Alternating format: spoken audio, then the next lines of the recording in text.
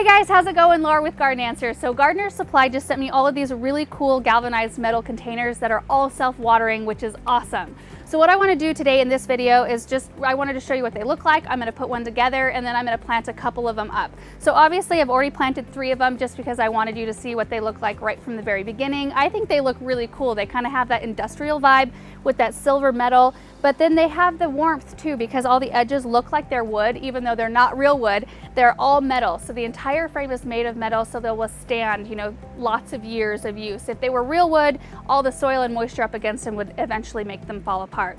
So I actually have another one this size that I'll be putting together, and then I'm going to plant that one up, and then I'm going to plant up this elevated raised bed with some veggies and herbs. So here's how you put it together. You attach all of the panels with the corner pieces.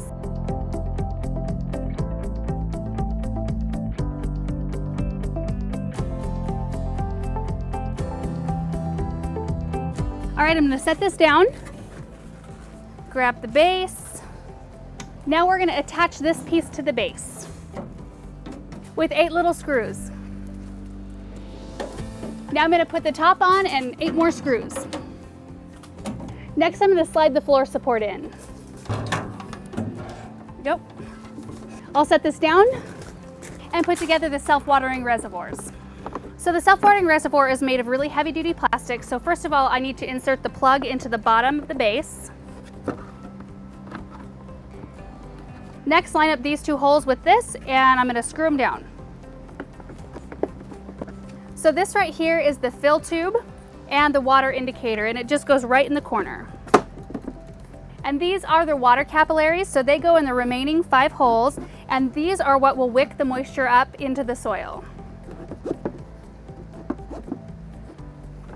And that's one of the reservoirs, and this planter has 2, so I'm going to assemble the next one.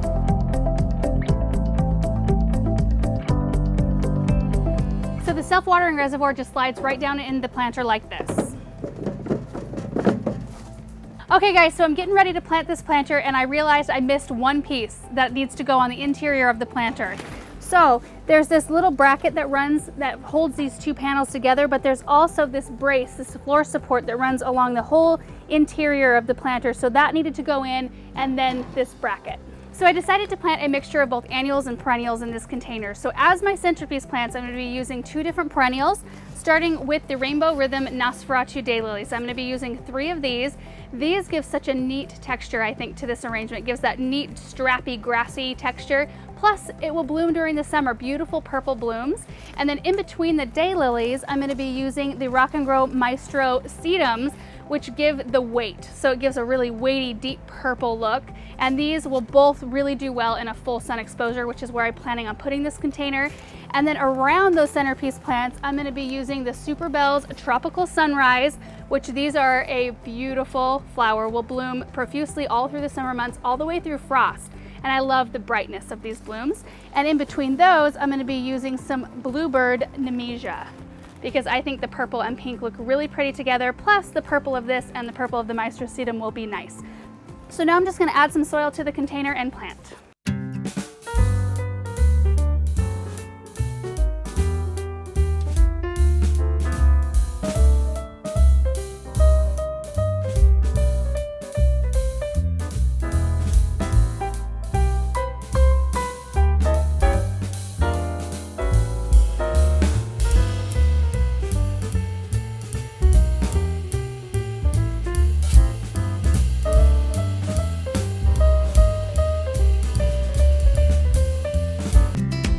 So let me explain how to water this and how the self-watering reservoir works. So the first time you plant it, you want to make sure to water everything in from the top so that you make sure all the root balls are fully saturated and all your plants are settled into their spots.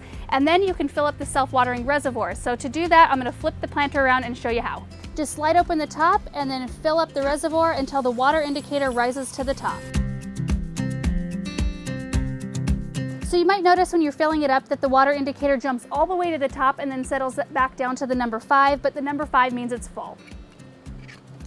So I know I told you earlier I was going to be putting together another planter the same size as this one, but this one ended up being a little bit different size, so I kind of had to switch gears, but I really like how this one turned out. All right, so now I'm gonna plant this elevated raised bed with some vegetables and herbs. And that's another thing that I really like about these planters is they come in so many different shapes and sizes that if you were a person that either couldn't bend or didn't want to bend to garden, you could get something this size so that you could garden at waist level.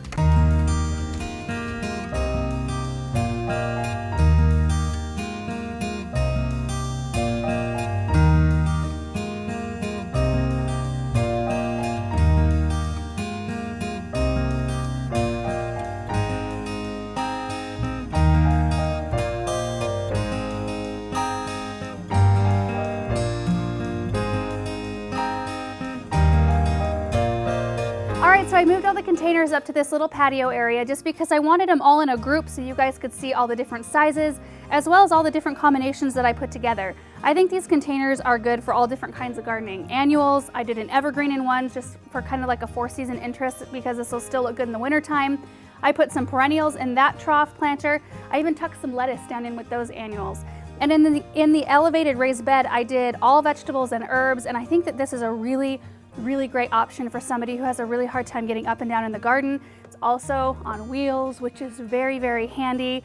So anyway, I just had a really fun time putting these together and planning what I was gonna put in them and planting them up. And I wanted to thank Gardener's Supply for sending over the containers as well as sponsoring this video. And you guys, we will put the links for everything down in the comment section or the description down below. And make sure you're subscribed to our channel and we will see you in the next video. Bye.